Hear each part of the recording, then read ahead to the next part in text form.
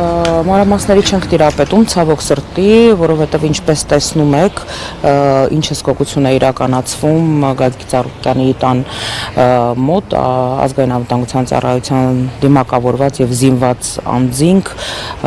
վաղ առավոտից առավոտյան ժամը 7-ից նախ մուտքը արգելափակել են մեր նախորդ փաստաբանները եւս 1 ժամ սպասելուց հետո նոր միայն կարողացան մուտք գործել եւ մասնակցել խուզարկության գործընթացին, որտեղ տևական ժամանակ մոտավորապես 1 ժամ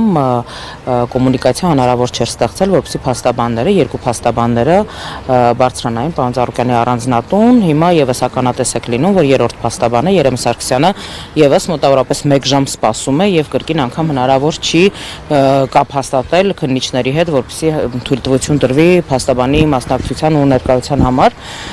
խուզարկություններին այս պահին մուլտիգրուպ կոնցեռնի գրեթե բոլոր ձեռնարկություններում լայնածավալ խուզարկություններ են իրականացվում, ինչպես նաև խուզարկություններ են իրականացվում այդ ընկերությունների տնօրենների բնակարաններում, 1 տասնյակից ավել ընկերությունների մասին է խոսքը, Արադ ցեմենտում է խուզարկություն, Երևանի Արադ կոնյակի օղու գործարանում է, Multi-Wellness համալիրում է, Օլիմպավանում է, Multi-Stone ընկերությունում, հյուրանոցային, Multi-Grand հյուրանոցային համալիրում եւ բազմաթիվ այլ հիմնարկներում, այս պահին միգուցե ամբողջ ցանկը չհիշեմ, այս լայնածավալ գործողությունները վկայում են ընդհանուր առմամբ մեկ բանի մասին, որ բոլոր հնարավոր եւ անհնարին միջոցներով փորձում են ճնշում գործադրել Գագիկ Ծառուկյանի վրա, որովհետեւ այսպես այս արագությամբ սպասեցին եւ համբերեցին Սահմանադրական դատարանի որոշմանը, որից անմիջապես հետո այսօր վաղ առավոտյան 7:16 են սկսել գործողությունները իրականացվել, անգամ պատկան մարմինները այսպես չեն սպասել, որ լույսը նորմալ բացվի, ինչևէ փաստաբանները երբ որ մենք տեղեկատվություն չունենք, որովհետեւ միջև ամսի 4-ը երբ որ պարոն Ծառուկյանին անձեռնմխելիությունից զրկելու մասով կենտրոնական ընտրական հանձնաժողովը հաստատել էր այդ տեղեկությունը, որ իրենք ստացել են նման գործ, նման վարույթ հարուցելու հետ կապված, սակայն ԿԸՀ-ն չքննեց այդ հարցը,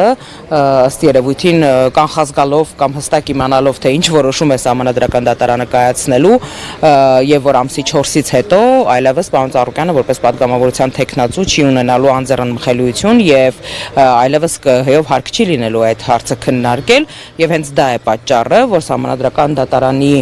այսպես կայացրած որոշմանը հաջորդող հենց առաջին աշխատանքային օրը վաղ առավոտյան ժամը 7:16 սկսել են այս լայնածավալ գործողությունների հետ կապված աշխատանքները, մենք եւս մամուլից ենք տեղեկացել անկեղծորեն, թե ինչ հոդվածներ են շրջանառվում կոնկրետ պարոն Ծառուկյանի անձի հետ կապված, ինչպես նաև մի շարք ձեռնարկությունների, այո, փողերի լվացում, հարկերից խուսափում, բայց սա մամուլից ստացած տեղեկատվությունն է, որովհետև քննչական կոմիտեն եւս հարկ չի համարում այս պահը որևէ պարզաբանում, պաշտոնական պարզաբանում տալ այս հարցի հետ կապված, իսկ ինչպես տեսնում եք, մեր փաստաբանները վերևում են գտնվում, խուզարկությանն են մասնակցում եւ տեղեկատվություն չունենք,